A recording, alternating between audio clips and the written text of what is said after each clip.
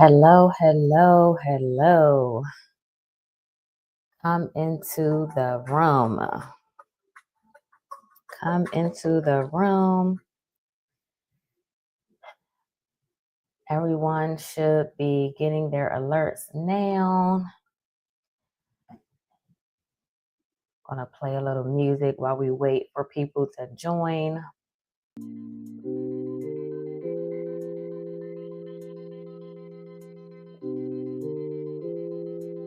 Come into the room.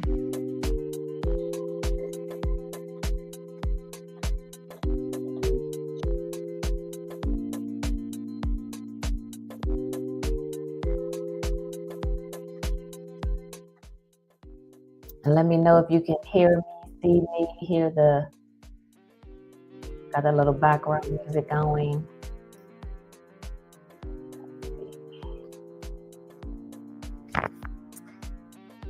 It's Friday, last day of Mental Health Awareness Month.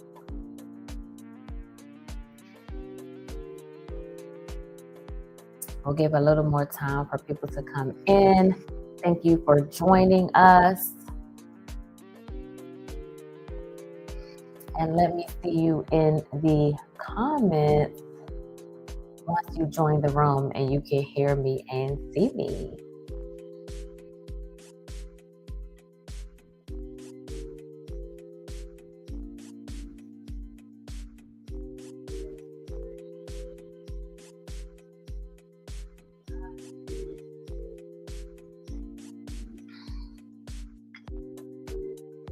Come into the room.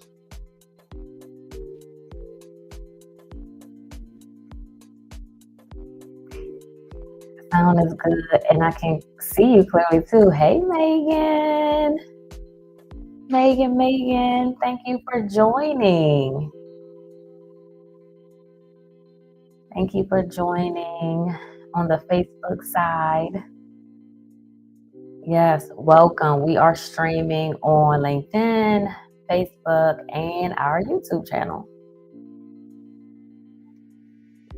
So come into the room. We are going to get started in about 30 seconds. I love this new music feature that StreamYard has put in.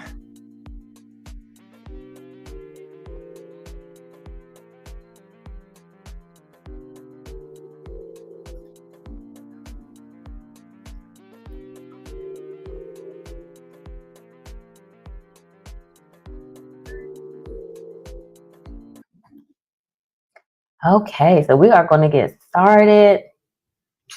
Welcome. I am Christy Venable, CEO of Smile Therapy Services, and we are a mental health and wellness consulting firm working with corporations, organizations, government agencies. I see one of our clients is in the room.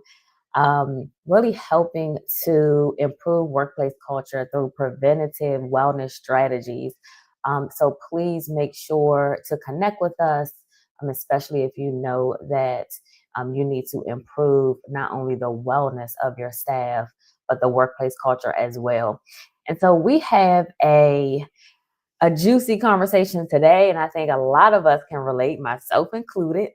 And so we are wrapping up Mental Health Awareness Month. And I wanted to really touch on a topic that I think a lot of individuals can connect with. And that's being a high performer, being an overachiever, being a perfectionist, kind of all the things, but how those things really impact us and our mental health. And so we are just going to get right into it. I'm going to add my slides to the stage. And let me go back because they are. Okay, so you guys should be able to see my slides up, and just let me know if you have any issues with seeing that. But we are going to be talking about preventative mental health and wellness for high performers. And really, what we want or we don't want is we don't want you to wait for the breakdown. And so, what does that mean? We don't want you to sacrifice yourself, your mental health, and wait for that burnout period for you to be able to get help. And so, we're going to be giving you just some things that you should be looking out for. You may notice them in yourself, or if you are a leader, you may notice them in your staff. And so we're going to be giving strategies for both. Okay. And so we just have a couple statistics just on the front. High achievers face unique mental health challenges. High performers are 40% more likely to experience burnout, and workplace mental health issues cost $411 billion annually. And I want us to really look at that number, right? And that's a totality number for all of the companies that is in the United States. That's a large number. That is why we should be focused on mental health and wellness, right? It's about dollars and cents. And it makes sense to actually focus on preventative mental health and wellness if we're going to keep some of the money in our pockets, especially as business owners. So let's get into it. Just to identify our learning objectives, we are going to identify behavioral patterns, some common traits among high performers that lead to mental health issues. We're going to be able to spot early warning signs. So, giving you some tools to be able to do that, apply evidence based strategies so that we can build sustainable and proactive wellness plans, especially for peak performance. And then we are going to look at integrating high impact practices so that we can make sure that we are not sacrificing our well being. And please make sure that if you have any questions or any comments, please put them in a chat so that we can see them and I can respond. So we're going to have a quick mindful moment, but I want you to be honest and put a yes in the chat if burnout ever caught you off guard. If you have gotten to that point without even really realizing it, um, I want you to just put a yes in the chat, and we'll wait for the yeses. But what we are really going to touch on is we're going to look at what's underneath our success. I think we, as a society, we really focus on being successful, working hard, all the things. But I always tell people at what cost? At what cost, you know, um, is success actually burning us out, that's impacting our mental health, which impacts our physical health. Um, at what cost? Thank you, Laura. I see your yes in the chat. It is real, right? And so we want to give you one, we want to give you some psychoeducation, but then we want to give you some strategies. So just a quick mindful moment. If you are sitting, place both of your feet on the ground, um, hands in your lap if you can, just to kind of center yourself. And if you want to close your eyes, you can. But I want you just to take a couple deep breaths. And we're just going to start by breathing in for 4. We're going to hold that for 4. And we're going to breathe out for 4. Now I want you to do that 2 more times. Breathe in. Hold that.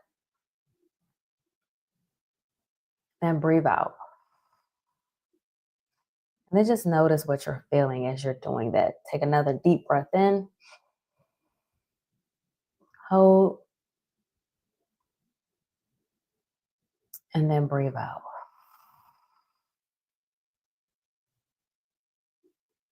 You can do one more if you need it.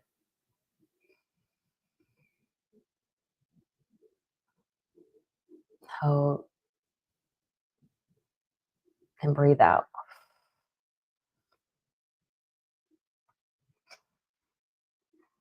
And so I want us to be able to just be in the present, right? Um, a quick mindful moment, you can use that at any time. We undervalue our breath and what our breath actually helps us with. So make sure that if you're overwhelmed, if you're a little stressed out, take a mindful moment, do some deep breathing. And it also helps to calm your nervous system. So make sure you're doing that throughout the day, all right, and throughout your weeks.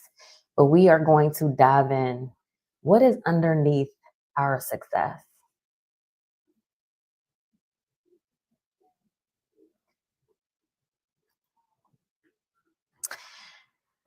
So, to get us started, we're going to talk about the three archetypes of high performers. When I was doing some research on this was very, very interesting. I felt like, oh, I definitely feel, these on a personal level. So, first you have the always on achiever. This is the person who never really stops working, views rest as weakness, is constantly connected, always available, right? Always responding instantly, and feel as if they really can't turn it off. Okay, that's the always on achiever. And then we have the invisible perfectionist. And so these people, they set impossible standards. They always appear calm externally while usually struggling internally with a lot of self criticism. And so for them, they can't never do things just right, right? They're always criticizing themselves. Oh, but it could have been better. That's the invisible perfectionist. And then you have the quiet internalizer.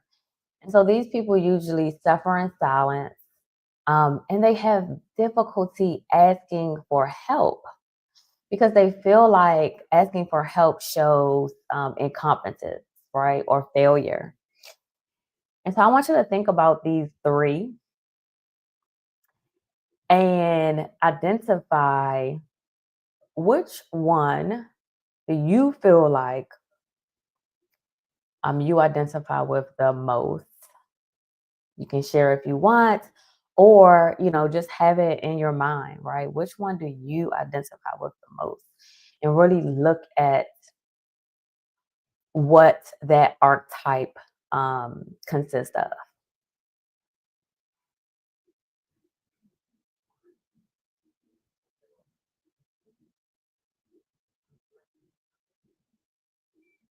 I'm gonna give you a little moment for that.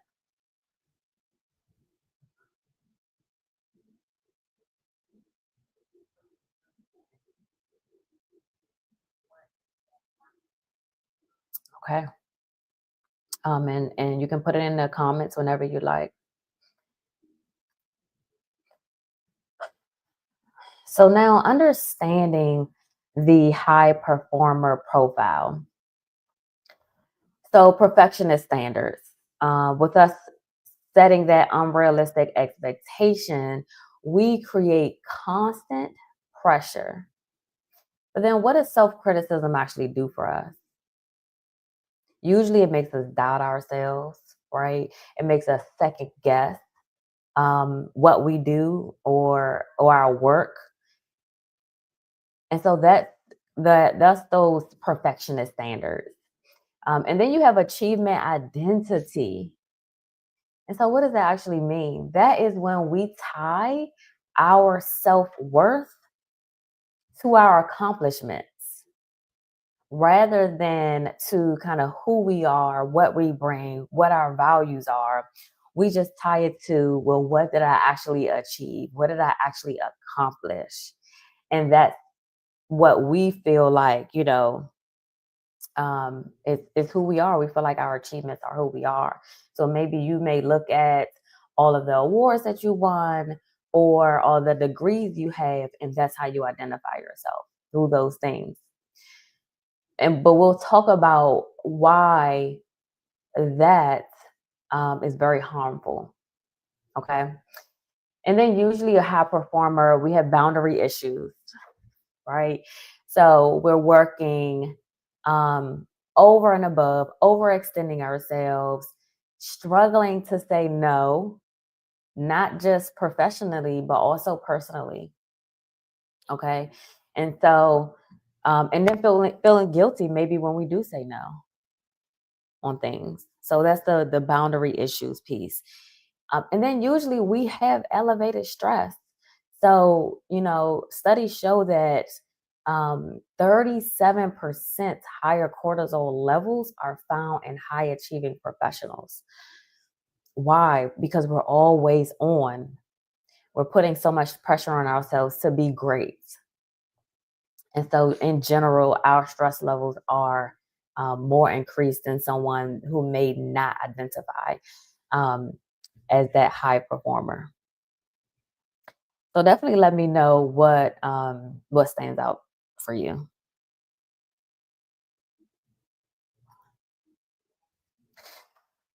So here's some warning signs that we often miss. Sometimes we may go into social isolation. Um, one, because we are putting so much pressure on ourselves to maybe achieve um, this thing, right? That our work becomes our sole focus. And so we may really just, have tunnel vision and not connect with people, right, on the outside. Um, the weekend work norm. So we may have made it a habit to work on holidays, to work on the weekends, and never actually give ourselves time to recover or downtime, right? Or true social time to really help us. So that's a warning sign. Our attention declines.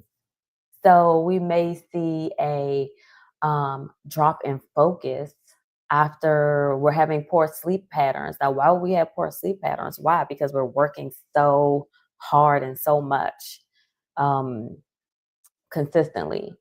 And so that could be one as well. And then neglecting our health. And I know we can all resonate with this, skipping meals like lunch, right? It's 3 o'clock and you're like, oh my gosh, I haven't eaten lunch yet, or I haven't eaten anything, right? I've just been working, working, working all day. Skipping things like medical appointments. I just did a workshop the other week.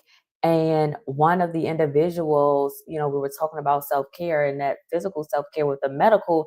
And they said, you know what, I looked up last year and I hadn't been to any of my preventative appointments. They didn't even realize it. They were just working so much. And so, and also this kind of powering through fatigue. So even though we know we may not be feeling well, we know things aren't going right, and we need to take a break, we still just kind of push through. Pushing through. So take a minute to really notice, do you do any of these things? And just sit with that for a second. Sit with that for a second. And um how these things are really impacting you.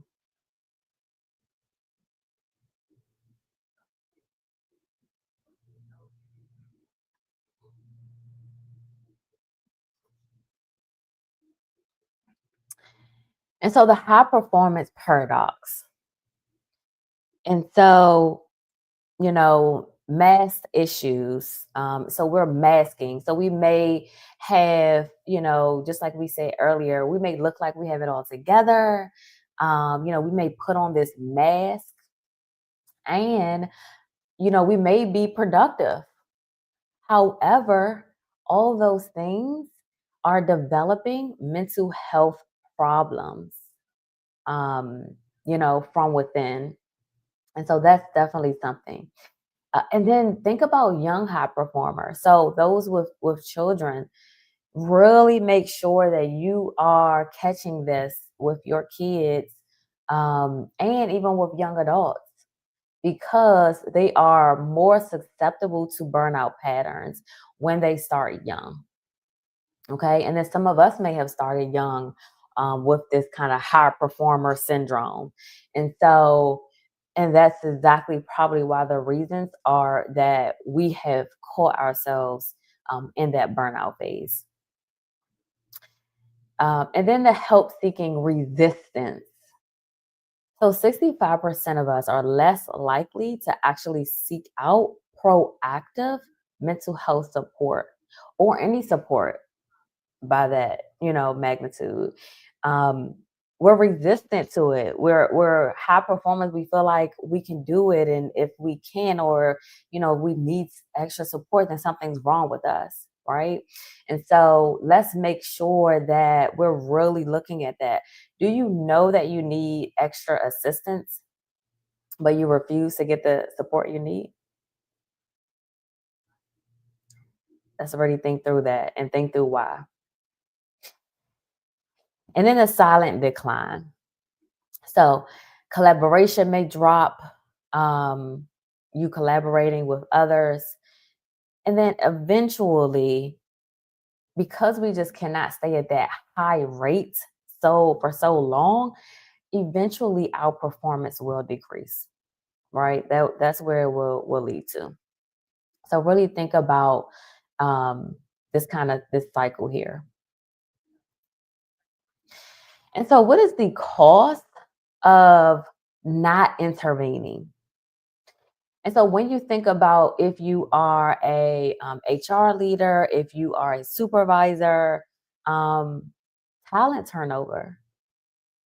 And so sometimes, the top performers end up leaving because they are up against so much pressure, right? Especially if it's a high pressure environment.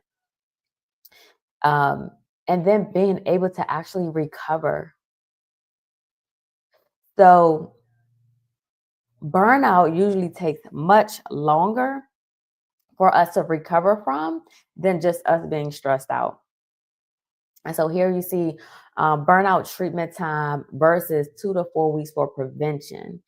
And so the goal is really for us to, get in a phase where we can really conquer what we're dealing with before it gets to that point of burnout. Okay. And so cognitive loss. Wow, this is actually a good one. So brain functioning actually decreasing when you're at an advanced stage of burnout. So you may not remember things, as easily, right? You may have brain fog. You may be like, oh my goodness, what is it? Or, easily forgetting things as well. That's also a part of it. And then you may see a decline with your immune system. And so what some people may not understand is our stress levels, our mental health is directly tied to our physical health. So when we're under chronic stress, it weakens our immune system. And so what does that do? That means now your medical issues will start to increase. And that's never a good thing, right? So making sure that we are not, delaying our intervention is so important. And so if you are in a leadership position, um, I wanted to make sure that we really understand the importance of building a proactive wellness culture, a preventative, wellness culture, right? And not a reactionary, because that's what it has been. for people for so long as it relates to mental health. It was just, oh, well, we have an EAP. If you're at the point of, burnout, oh, just call the EAP. Well, how many of our people actually use that? Furthermore, how many of our people actually have the capacity to go through that when they are extremely stressed out? So I want us to look at how we approach mental health differently in the workplace. And so making sure we're integrating well-being metrics. And so are we tracking wellness performance alongside of our actual productivity performance goals?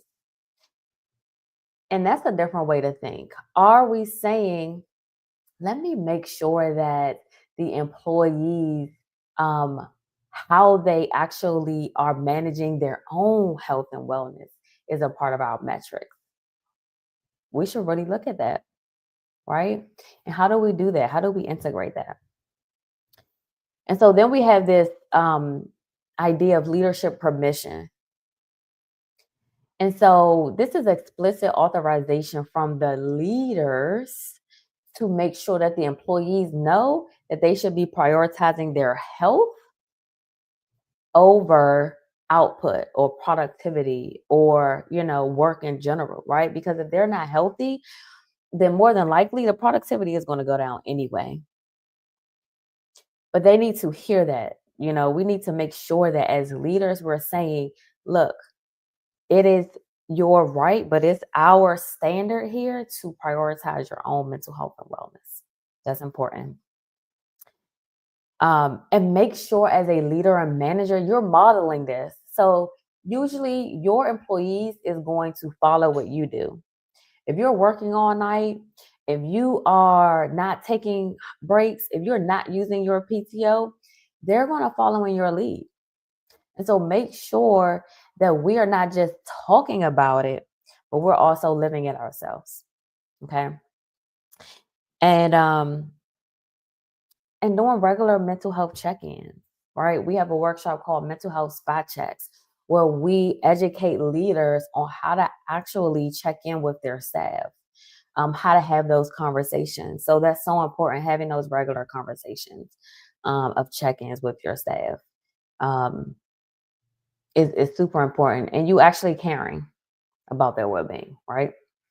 So that's important as well.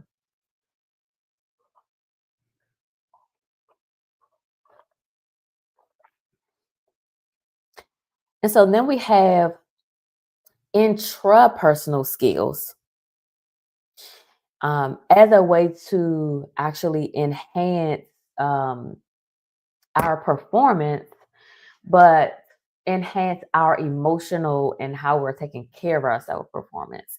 And so making sure that our leaders have emotional intelligence, making sure we're doing some emotional awareness training is so important. Also, improving our self regulation. And so, we see a 35% improvement in decision making through conscious responding. So, that's always important. And then being aware, are we tapping into ourselves, our body when we're stressed? Making sure that we're putting those different things in, like mindfulness, right? We did a quick mindful moment earlier today, but how often do you do that during the day? Well, incorporating those practices actually reduces your stress by 40%. So it's extremely important for our health. And so I want to make sure I give some quick strategies for high performance, and we have a couple slides of them. But one, have structured work blocks. So this way you're not just working hours and hours on end, right? And actually studies show that you're not more productive if you work more hours, right? We just work 10, 12 hours. We're actually not more productive. So structure, have 90-minute or 60-minute, or even if you want to break it down even more, 30-minute focus sessions. And then have mandatory breaks, right? So this prevents mental fatigue accumulation. So that can be very important. Make it mandatory for yourself to have recovery periods. So sometimes I think, and I'll just speak for myself, I used to have a very difficult time just resting, like being home on the weekends and not doing anything, like not doing any work, because I always felt like, oh, it's just so much stuff to do that I can be doing, but I'm just sitting here, like watching TV. But I had to say, no, you need to rest. Your brain needs a rest, your body needs a rest. That's your recovery period. And so make sure that you are being intentional about that, and disconnecting. Make it a non negotiable, right? If you need to put it on your calendar, put it on your calendar, but make sure you're doing that. Um, and having some boundaries, especially with digital, right? And not being always on socials as well is super important. And then we talked about this, making sure that we're integrating some daily meditation. And it doesn't have to be long. I put 10 minutes here, but literally you can do 2 minutes, right? And you can do them throughout the day. Mindfulness, mindfulness practices help us to reduce our stress, but it also helps us to sleep better as well. So let's make sure we're including those things. And then being able to really have your um have your sense of heightened identifiers when it comes to warning signs. So knowing where in your body you feel stressed, when you're stressed, and then actually being active on intervening. So important. And so some other micro strategies, doing a 3-minute emotional check. And so it could be kind of like a mindful moment, but it's a regular emotional awareness pause. And so this could be you having even a journal to say, you know what, how am I doing right now? How am I feeling today?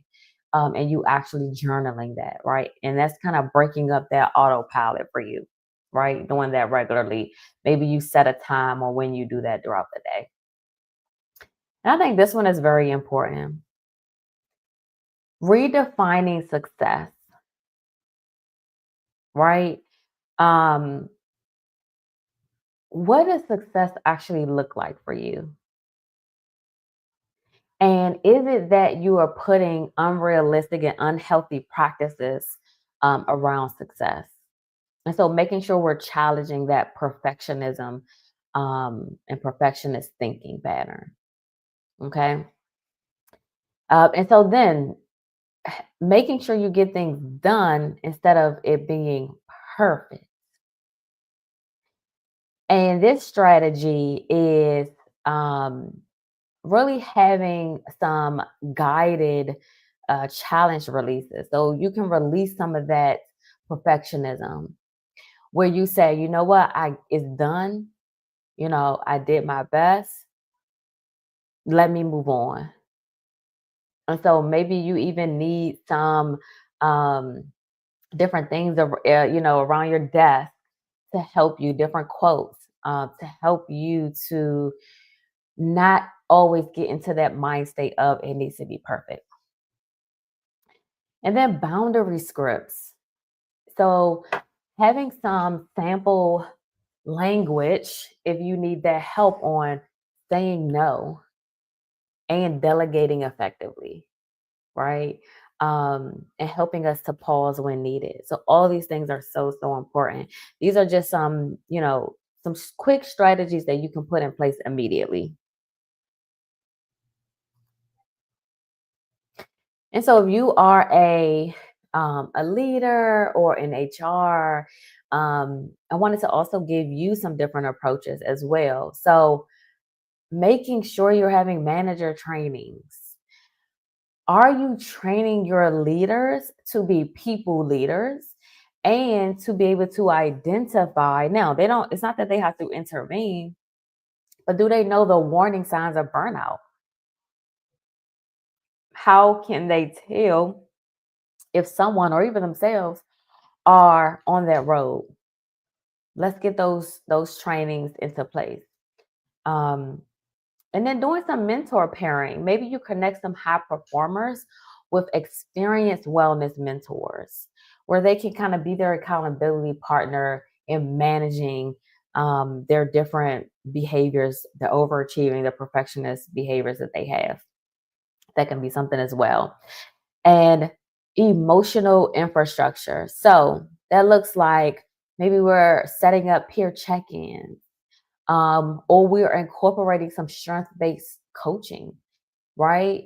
And so, I actually am a strength a Clifton Strength Finder coach, where we're helping people to really look at their strengths and how can they make sure that they're utilizing those to the best of their ability, but also taking into account the emotional piece.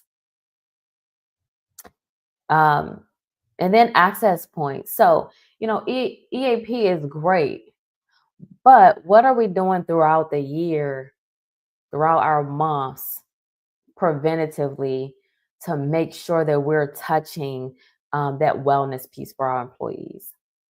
It's super important. So making sure we're incorporated in that. Okay.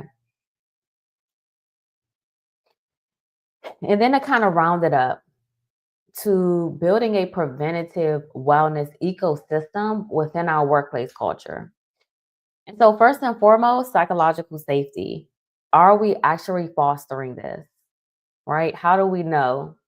What are you putting in place to make sure that you have a foundation for a sustainable high performance through trust and openness, right? Through permission to, we get into that permission to pause. Are we incorporating that inside of the workplace? Does everyone feel safe to know that they can take breaks without feeling like they're going to be reprimanded for it?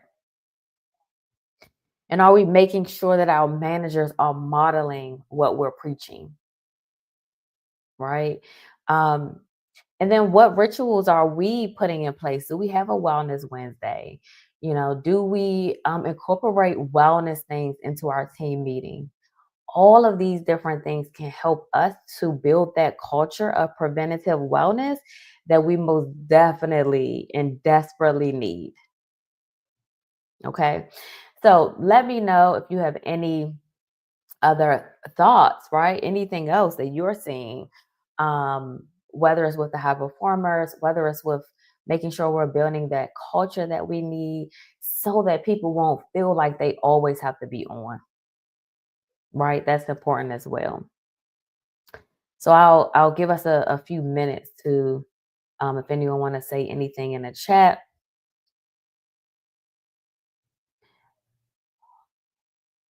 as we wrap it up. So we are wrapping up. I will also put in a link. Well, this is going to be on the LinkedIn side. Um,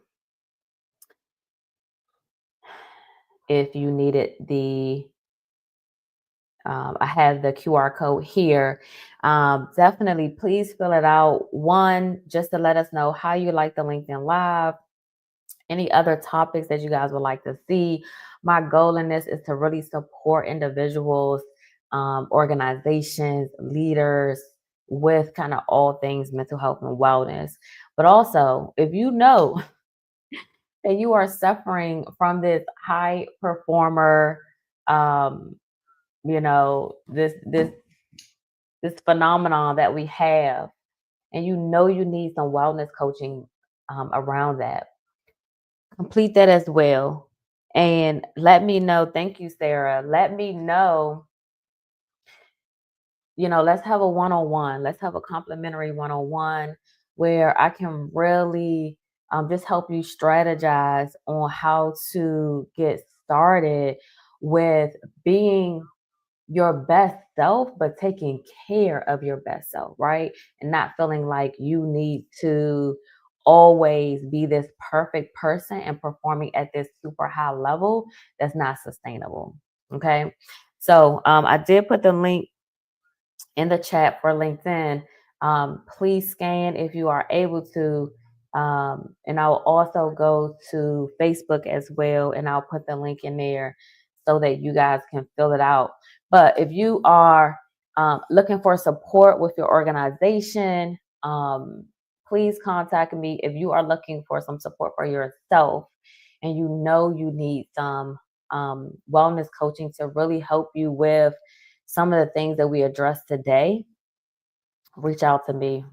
You can complete this form. You can send me a message on LinkedIn, and I will be also giving out our emotional and self care assessment toolkit. So complete that, put your email address in there so that I can get you this assessment as well. So you can really kind of assess where you are as it relates to this role of the high performer, um, and how we can start just kind of changing your mindset around things. So complete that, send me a message.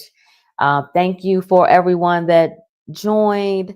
I really appreciate it. And please, let's make sure that even though we know we want, um, we want to do our best, right? And everything that we do, make sure we first start with us. It's super important. Start with us. If you are a leader, if you are in HR, make sure that you are putting things in place with your staff so that they can also prioritize their own mental health and wellness. Thank you all. Thank you, Megan. Megan is one of our clients with DC government. Thank you for joining. But please reach out if you need additional support. Happy Mental Health Awareness Month. We're wrapping it up. Next month is actually Men's Mental Health Awareness Month. So we'll definitely be touching on some things specifically for men. But reach out if you need some support today. Get the liberation that you need. Do not wait. Don't delay, right? We are just hurting ourselves every time that we continue to just ignore what we know we need. So have a great rest of your day. Have a great weekend. Everyone be safe. And I'll see you all next month.